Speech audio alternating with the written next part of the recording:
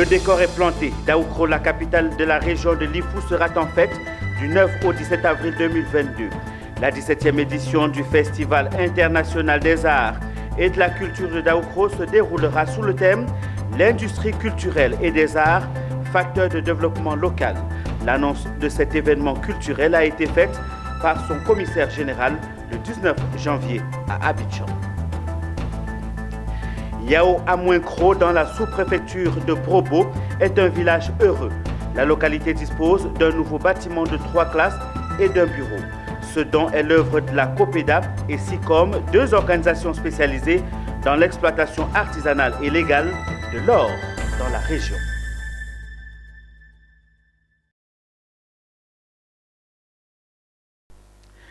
C'est un plaisir renouvelé de vous retrouver dans cette nouvelle session d'information sur Business 24.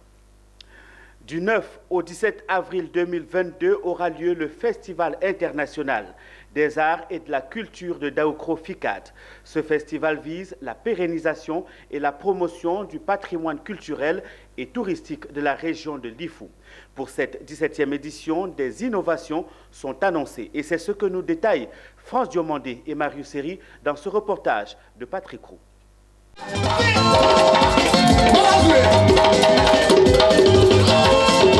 Entre chants traditionnels et danses folkloriques, la 17e édition du Festival international des arts et de la culture de Daoukro FICAD a été lancée ce mercredi 19 janvier 2022 à Abidjan, et ce en présence des députés et des têtes couronnées de Côte d'Ivoire. Le FICAD se tiendra du 9 au 17 avril 2022.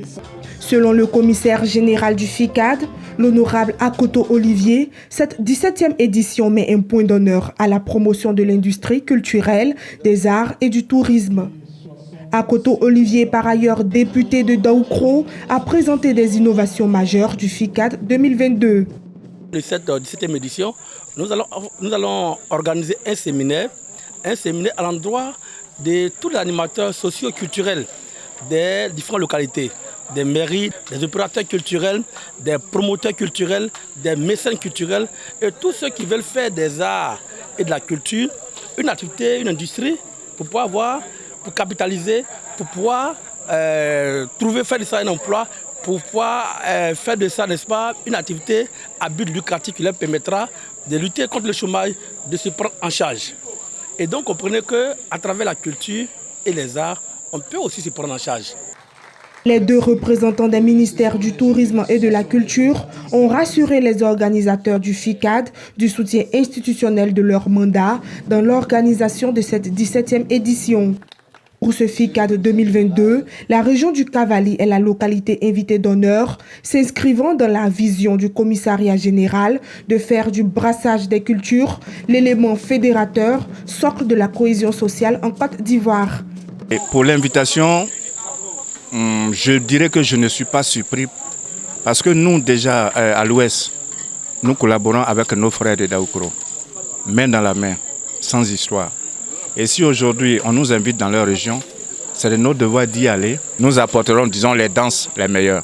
Selon le député de Yopougon, Dia Oufouet Augustin, le FICAD est un événement fédérateur qui doit être pérennisé. Un tel festival, c'est vraiment important pour la paix et la cohésion au niveau de la Côte d'Ivoire. Sur le FICAD 2022, un rendez-vous à ne pas rater avec son activité phare, le Pakinou obligé, Akoto Olivier a rassuré que des dispositions ont été prises pour juguler la propagation de la Covid-19. Un mot en religion à présent, c'est officiel, le personnel de l'éducation catholique de Côte d'Ivoire a désormais sa mutuelle sociale. Son nom, la mutuelle Saint-Raphaël. La création de cette mutuelle a été rendue possible grâce à la volonté du clergé catholique ivoirien. Cette mutuelle vient de lancer ses activités. Pour en savoir davantage, suivez ce compte rendu de Marie-Christelle Zougueï. La mutuelle sociale du personnel de l'éducation catholique de Côte d'Ivoire, Mutuelle Saint-Raphaël, a procédé au lancement officiel de ses prestations santé. Cette initiative a été portée sur les fonds baptismaux par la volonté des évêques ivoiriens dans leur vision de recherche du bien-être du personnel de l'éducation catholique de Côte d'Ivoire. pour l'Église. En dotant l'éducation catholique de cet outil de couverture santé, elle règle en grande partie l'une des causes des crises intempestives qu'elle a connues par le passé. En adoptant la création de cette mutuelle, les évêques, d'une part, s'inscrivent dans leur plan stratégique 2019-2023, dont l'objectif général est d'œuvrer à la réconciliation nationale et de contribuer à faire de l'Église un acteur important du développement humain intégral. Et d'autre part, la conférence des évêques de Côte d'Ivoire veut doter l'éducation catholique d'un système de protection sociale pour la prévention des risques sociaux liés à la personne. Au nom de Monseigneur Gaspard Bébi Nyeba, président du conseil d'administration de la mutuelle, le père Emmanuel Woyi, secrétaire général de la conférence des évêques catholiques de Côte d'Ivoire, a souhaité que cet instrument soit efficace pour le développement et la promotion de l'action sociale. Elle devra d'une part contribuer à l'amélioration de l'état de santé des personnels de l'éducation catholique, pour mettre en valeur le développement humain intégral au moyen de la solidarité et de l'entraide. La mutuelle Saint-Raphaël est fonctionnelle. Koné Pharma Patrick, directeur du cabinet SIGEM, qui a piloté le volet technique du projet de création de la mutuelle Saint-Raphaël, a tenu à rassurer les mutualistes. Monseigneur Raymond Awa, évêque de Grand Bassam, par ailleurs vice-président de la commission épiscopale pour l'éducation catholique de Côte d'Ivoire, a salué ce bond qualitatif réalisé pour le bonheur des mutualistes. Il faut rappeler que la mutuelle Saint-Raphaël vise prioritairement le personnel de l'éducation catholique sans exception et leurs familles, à savoir le salarié et ses bénéficiaires composés du conjoint ou de la conjointe, de 4 enfants à sa charge. Poursuivons cette édition dans le Gbeke. Yao Amouinkro est un village situé dans la sous-préfecture de Brobo, dans la région du Gbeke. La localité dispose désormais d'un nouveau bâtiment de 3 classes et d'un bureau entièrement équipé. Ce dont est l'œuvre de la COPEDA et SICOM, 2 organisations spécialisées dans l'exploitation artisanale et légale de l'or. Ils ont procédé à la livraison solennelle de l'infrastructure scolaire aux populations de cette localité. Emmanuel Bonzo, Doris Bessé. C'est jour de fête à Yao Amouinkro. Pour cause, ce village s'est enrichi d'une nouvelle infrastructure scolaire visible à travers ce bâtiment de 3 classes et d'un bureau de directeur. Ils ont été construits par la COPEDA, coopérative d'entraide de Dabakala, et par SICOM, société ivoirienne de commerce.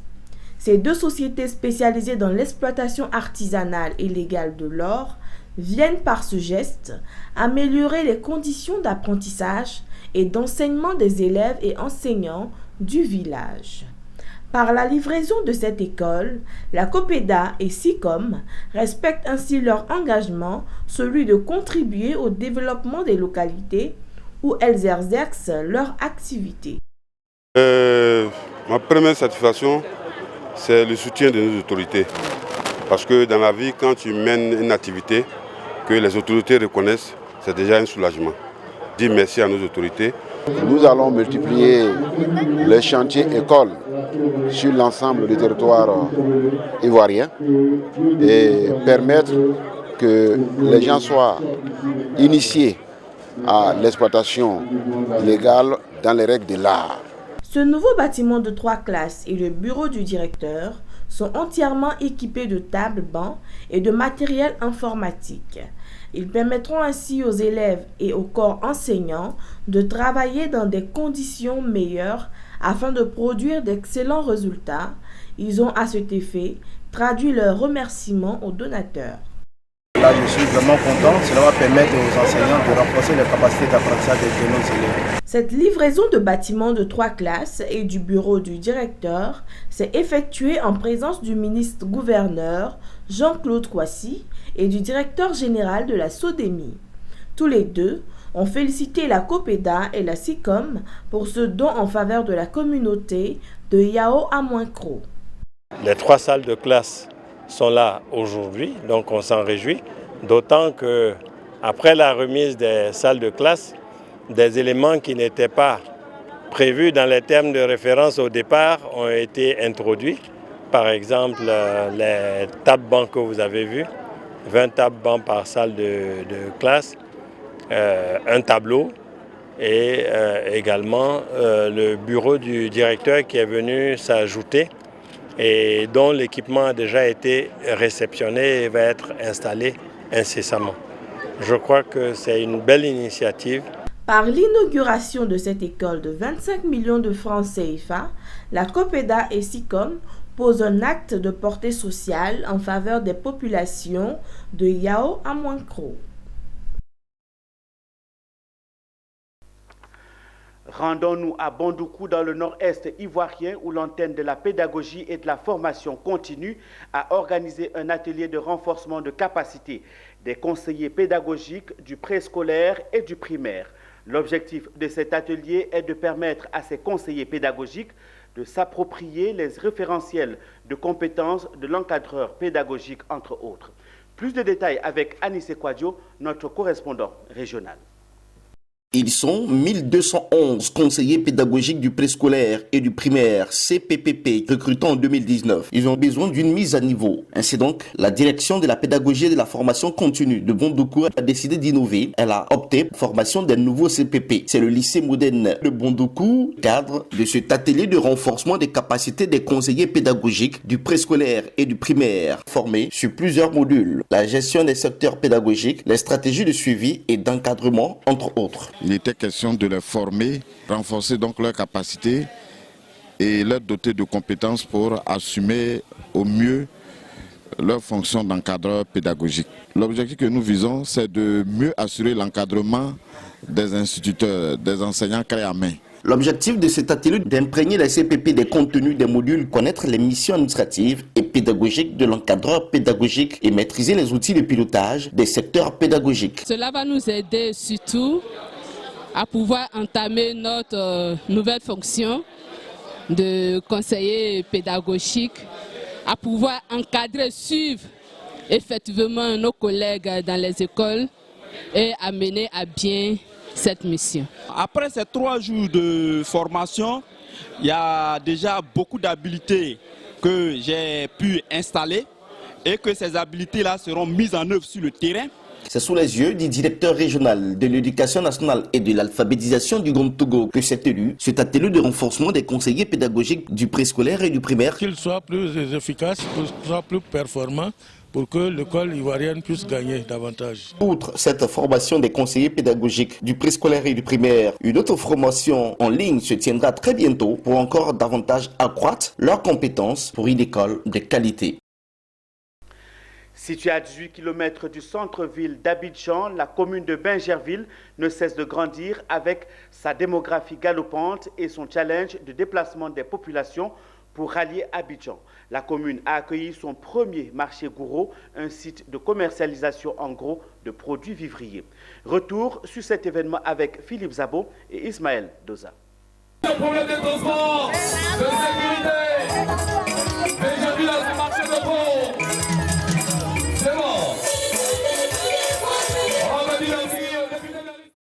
Et voilà, c'est fait. Longtemps attendu, c'est aujourd'hui une réalité. La commune de Bingerville a désormais son marché gourou. Ici, au quartier Savane, ce site urbain a été organisé pour recevoir les produits vivriers venant de tout le pays, mais aussi des pays de l'Afrique de l'Ouest. C'est un marché de gros où l'on pourra retrouver presque tous les produits vivriers. L'initiative est de la plateforme des femmes du secteur du vivrier de Côte d'Ivoire qui tient à préciser la vocation de distribution en gros du marché gourou de Bingerville. Je voudrais dire aux femmes de Bingerville, d'abord aux commerçantes, que nous ne venons pas en concurrente. Nous venons à Bingerville pour les soulager, pour les soutenir, pour les aider. Et que ces produits que nous amenons à Bingerville, c'est pour vendre des cartons de tomates, c'est pour vendre les sacs de bananes, les sacs d'aubergines, les sacs de piments.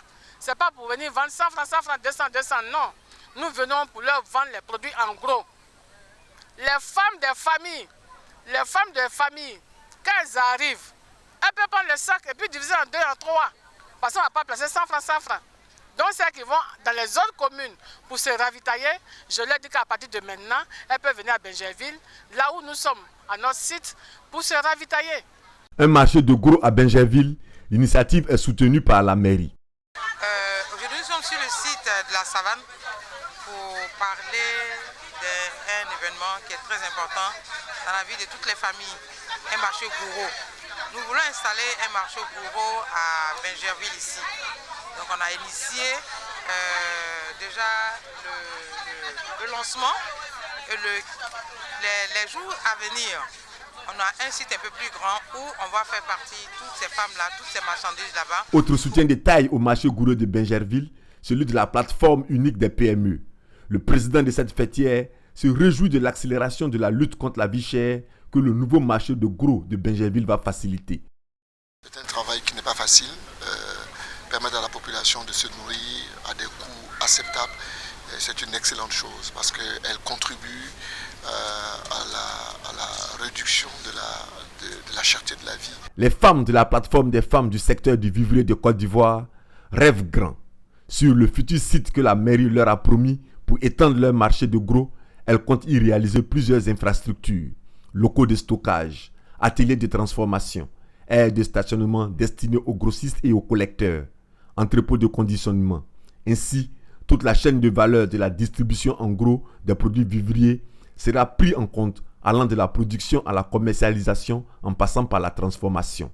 En attendant, les détaillantes des marchés de Bingerville et les femmes de la commune sont attendues au marché gourou du quartier Savane. C'est sur cette information que nous refermons ce journal proposé par l'ensemble de la rédaction de Business 24. Madame, Monsieur, passez un très excellent moment en compagnie de nos programmes qui se poursuivent. Au revoir et à très bientôt.